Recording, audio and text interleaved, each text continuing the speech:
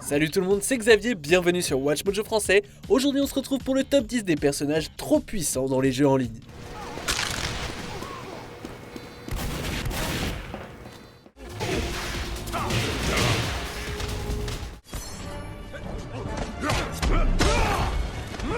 Pour cette liste, on va s'intéresser aux personnages qui ont provoqué une colère généralisée dans les jeux en ligne parce qu'ils étaient fondamentalement OP.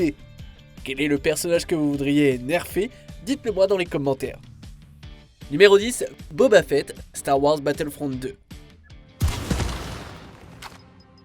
Lors du lancement de ce jeu, EA est devenu l'ennemi public numéro 1 à cause de 3 choses: les lootbox, les cartes étoiles et le fameux Boba Fett.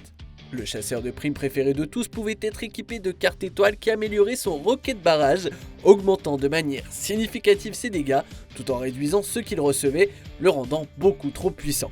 Bien que cette capacité ait été atténuée depuis, le chasseur de primes continue de provoquer la consternation dans le mode héros contre méchant, car les joueurs peuvent utiliser son jetpack pour atteindre des endroits où aucun autre personnage ne peut se rendre. Ainsi, s'il devient la cible, les méchants sont pratiquement assurés d'un point gratuit.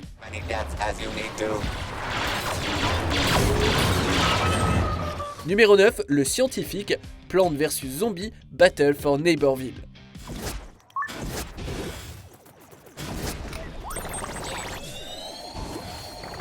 Ce jeu a échoué lamentablement à produire du nouveau contenu, et pendant l'une des rares fois où le développeur PopCap Games a implémenté quelque chose de vaguement nouveau, nous avons eu droit à la terrible amélioration du scientifique. Ses faibles dégâts l'obligeaient à s'appuyer fortement sur ses alliés. Cependant, avec l'amélioration Steam, il pouvait soudainement éliminer les ennemis en 1 ou 2 coups. Aucun juste milieu avec ce gars, et ils ont osé appeler ça des améliorations. Pouah, laissez-moi rire. Au diable l'équilibre du jeu, hein.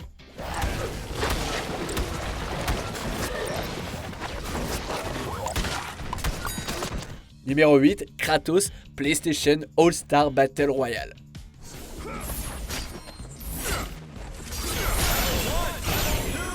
Ce n'est pas seulement le fait que Sony a copié de manière flagrante Smash Bros qui a irrité tant de joueurs.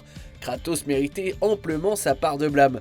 Le fantôme de Sparte possédait une vitesse d'attaque digne d'un dieu par rapport au reste des personnages. Grâce à son agilité, il pouvait rapidement accumuler assez de puissance pour déclencher son super level 3. Et ce super était tellement exagéré qu'il pouvait durer assez longtemps pour que Kratos puisse éliminer chaque joueur 2 fois. Certes, Kratos détruirait probablement tous ses personnages s'ils s'affrontaient vraiment, mais dans le jeu, ses avantages le rendaient insupportable, et son pire Zeus était tout aussi horrible. Victory! Numéro 7, Freddy Krueger, Mortal Kombat.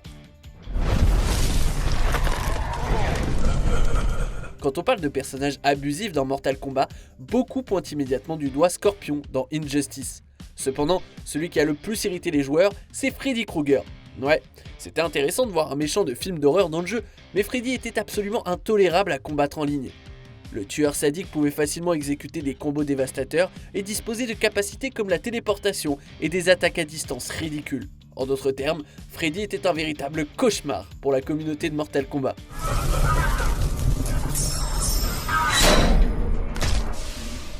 Numéro 6, Dormammu, Marvel vs Capcom Infinite. Ready. Fight. Entre leurs visuels délirants et les mouvements flashy des personnages, les jeux de la franchise Marvel vs Capcom sont assez fous. Mais si votre adversaire était un joueur expérimenté qui choisissait de jouer Dormammu, ça devenait complètement cinglé. Le Némésis de Doctor Strange était un véritable problème, notamment à cause de la portée de certaines de ses attaques. Il était aussi presque impossible d'éviter certains de ses coups offensifs. Heureusement, Dormammu a été modifié depuis, mais ceux qui, avant ça, ont subi défaite après défaite ne l'oublieront probablement jamais. What would you like me to burn next? Numéro 5, Medic et Spy, Team Fortress 2.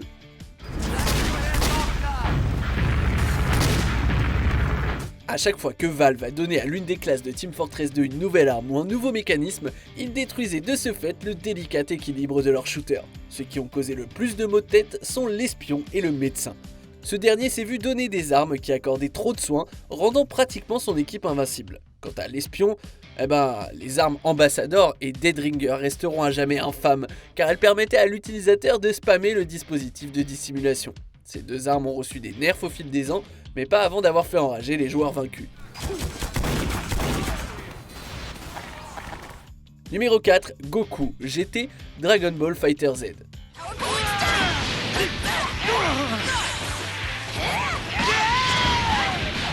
La version gamin de Goku a été un point de discorde pour beaucoup dans la communauté de Dragon Ball FighterZ.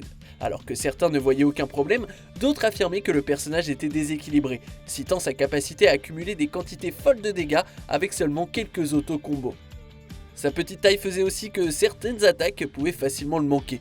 Bien que des correctifs soient sortis depuis ses débuts, je ne serais vraiment pas surpris qu'un nouvel ajustement mineur vienne à nouveau attiser les flammes. My body might be smaller now, but I'm still the same Goku.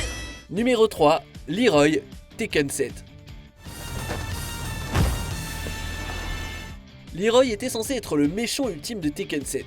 Il devait être l'un des personnages les plus cool introduits sur la scène compétitive des jeux de combat. Malheureusement, il est plutôt devenu le personnage le plus détesté de l'histoire de la franchise. Il pouvait parer à peu près tous les coups, sauf les projections et les projectiles. Pour ne rien arranger, Leroy pouvait infliger des dégâts dévastateurs sans avoir recours à du button mashing. Après qu'un tournoi au Japon ait vu 6 des 8 derniers joueurs s'affronter avec Leroy, une chose était certaine, il était OP comme Jaja. Bien sûr, il a été atténué, mais jamais je n'oublierai comment il a failli tuer Tekken 7. You're done. KO. Numéro 2, Bastion Overwatch. Ce jeu a connu son lot de problèmes de balance entre les Reapers et Mercy, mais le personnage le plus controversé, c'était Bastion, le robot. Il a réussi à faire enrager et à frustrer la communauté à plusieurs reprises. À cause de son incroyable défense, à cause de son gameplay polyvalent et à cause de ses capacités d'auto-guérison. Après le lancement, de nombreux joueurs ont demandé que Bastion soit modifié. En réponse, sa capacité passive, Ironclad, qui réduit les dégâts entrants, a été affaiblie. Mais ces changements n'ont pas satisfait tous les joueurs. J'ai bien hâte de voir ce qui va se passer avec Bastion dans Overwatch 2.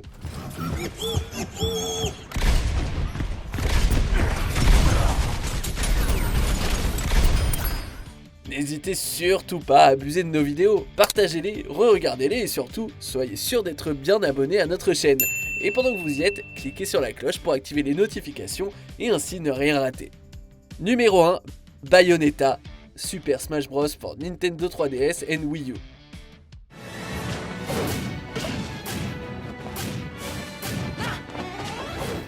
L'annonce de Bayonetta comme personnage du dernier DLC de Smash 4 a fait beaucoup de bruit. Mais la communauté a rapidement regretté son introduction lorsqu'on a découvert à quel point elle était ridiculement surpuissante. Elle pouvait jongler facilement avec n'importe quel personnage et disposer d'un grand nombre de combos Zero to Death ainsi que d'une récupération absurde. La situation était telle qu'à l'Evo 2018, la foule huait tout joueur qui choisissait d'incarner Bayonetta. Moi qui croyais que la controverse autour de Meta Knight dans Brawl avait été dure. Victory is my destiny. Que pensez-vous de notre sélection? Dites-le moi dans les commentaires et checkez cette autre super vidéo de WatchMojo français.